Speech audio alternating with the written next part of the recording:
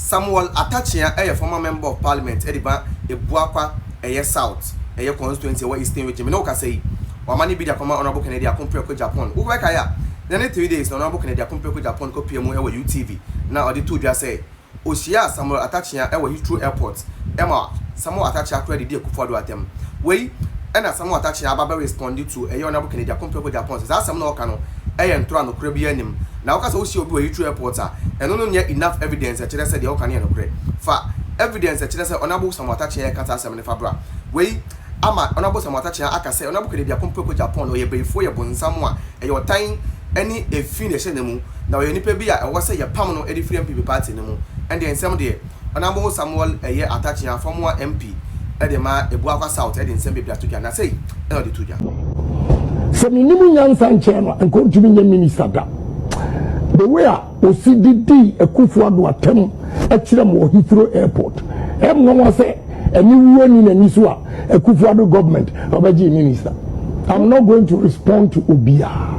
I will not. To Obianka the Obianka. But me statisa me fire. They'll run away. Evidence I'm the back. Maybe I just don't talk. I'll give you evidence. Once that touch and here, they catch us at Heathrow Airport. Nipa no go jina ho 70 brofu.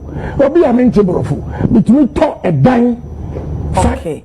Yo, ebusia fonti asama honorable Kennedy Agyapong kan ye o se won se Atta Akyea de ma kire mo se Heathrow Airport among the whole world benya baby anka say Heathrow Airport a troublane a toro nim guase ye ka ho o ka say oni obi share Heathrow Airport. Is that a proof that you met? Want to prove asiana? What is the evidential support for this nonsense? If he initial or a troka Kasa troka say Heathrow Airport Michiano and anami didi na Akufo-Addo atem. Is that evidence say asemo kan no kore? Oh so how when on fa passport to mram family den so nto ni en kire say oh in the years so you say ye enta ni nyina no e wura e ho no e be show and e be aye return there aye stamp. What is the meaning of that? Ogudi wani ma say say and net the nearma or be fire and yamia and yame ho me who need me over to me a fire me need to Akufo-Addo atemon chere a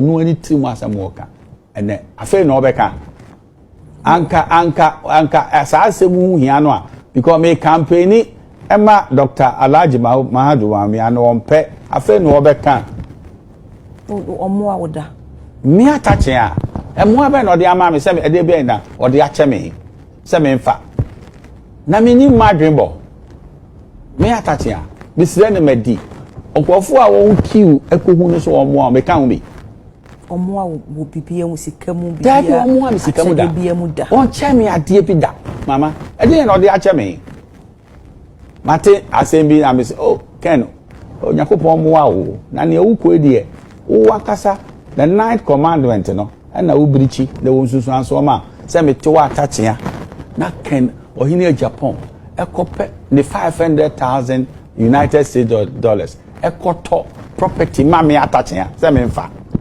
mbacho wadaro ma home so na yentie eno so de okan. I'm not going to respond to Obia. I will not. To Obianka the Obianka. But me statisa me fire. They'll run away. Evidence I'm the back. Maybe I just don't talk. I'll give you evidence. Once that touch and here, they catch us at Heathrow Airport. Why is there all airports in the world?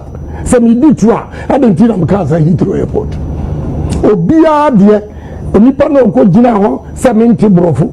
Obi a menti brofu. Between talk a dime $500,000 before time. AU village at the chew Emma would you rent or change him and a native or $4,000 Emma who knows away. Obrofuni na hala. Obi a unti profit to me to down or reaction. Now no walk high no office or high. What more to a man me man $50,000. But I leave it to fate. Okay, was for honorable Atta Akyea. It is our claims when you do you think say ayo. Nim guase ma no ankasa. Say me title deed no way. Ewe if you're not touching me lawyer ni, me team baby. Na Kennedy on here Agyapong afa 500,000. So to fear mommy. Kufuor time Eeii village. Title didn't win. You know fear no. If you know when, who to fear chobi. What you say? Onim baby if you know. Can't pass it. Men so magic title did no. Na my lease am more charge for am wait you for the penny. Onum say Ochehene. Baby a obetena ye no. Ye wadabraka himfie. Boko time no. Na Ochema wadabraka himfie. And I know for that odi kan to see. I don't know because na the baby am ti Ochehene kra bia oni baby tena. Na yato Eeii village acheme atachia. Na fe de my lease am Ochehene am $4,000. Aye tro. Me nim ni o kan wasem kra. Me wo fi a me nim ho wasem. Na de no one fa me title di mre me. If you know we mama baby a me nu a kompra kokon o hwe ni ye kakra. E ya tra. Obe fire de en. O the evidence bi kire o. Se wo ne oto ade ne kra e ma me no. We ni vendor no oto ade ni free ha. Na ye sign the paper no ba me di mu. Enemy kura me paper. And then me sabe to Bible say me property be our Eeii village. And na osaje fo owu ye bisa no ote ase say me lease if you no man no am give $4,000.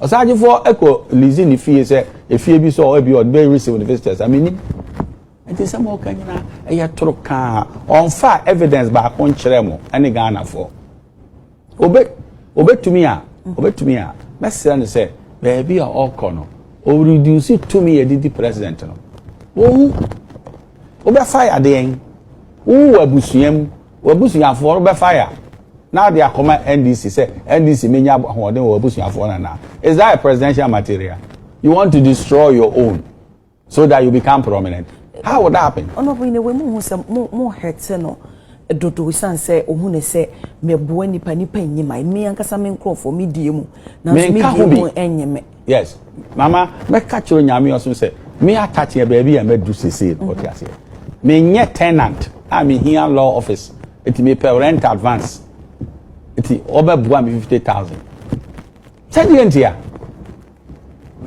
e tro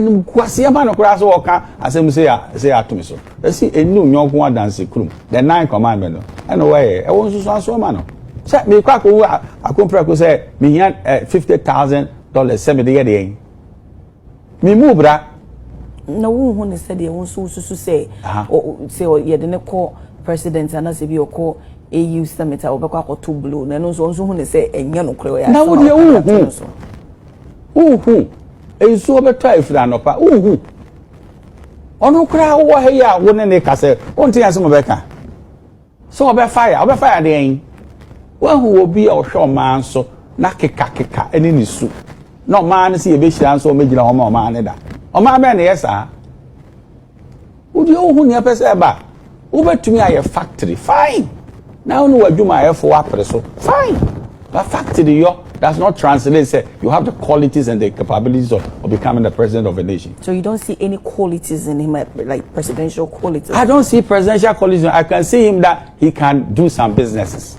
Businesses are you over-exaggerated.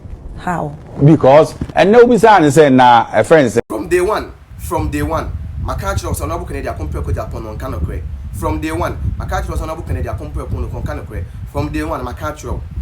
But, na me pese ono ankasa be expose no ende ona bu Canada compare ko Japan ankasa ba be expose no ama Ghana fo nyina hu say that man no on Canocre na I am dey say Agyapong Akyea eba UTV the same platform ona bu Canada compare ko Japan tena so trans antro no was about the same platform aba airing expose no Agyapong Akyea si yen kan kire ona bu Canada compare ko Japan say oyo trofo on Canocre na de oye ni nyina na e your time and all the cancer and so them say no okane and cra and so for so many years one man montiama meka enda Agyapong Akyea air campaign edama Dr. Mahmoud Bawumia no afi na chiso aba bontia ba because say your time and I am okane de okane say no cra and yes the okane ye fact at ni cra bi wom na mam no your time no gina so a or the two sa na mo na uto do kasa ansem no enu ti And I'm catch us Honorable Kennedy Akyea Agyapong is bitter.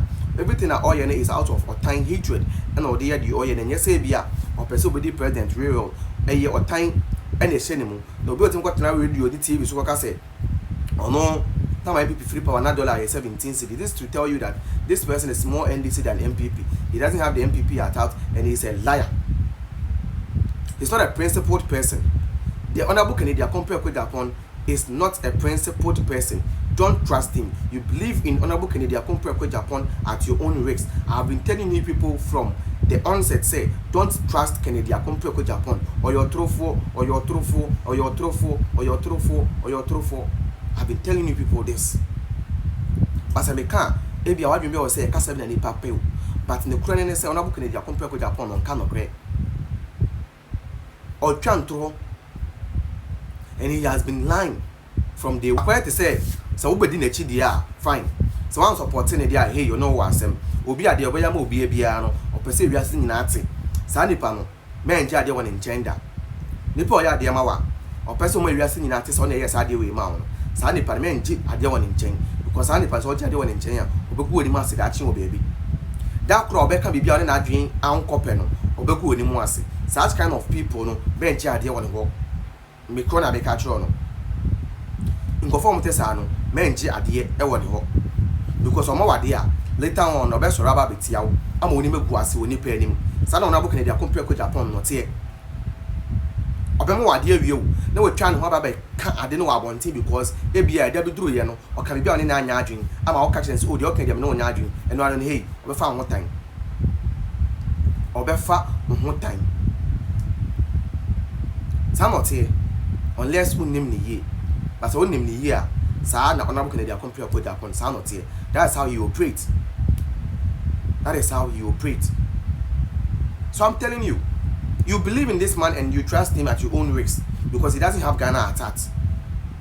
Obia, what say? Untimi member 19 company saying because the last time I in GRA refer. We say Ghana first, but you are running from tax. Ghana first too, but he is running away from tax. Don't believe in this man. Don't. How you gonna accept him reading Amajiso and a promise?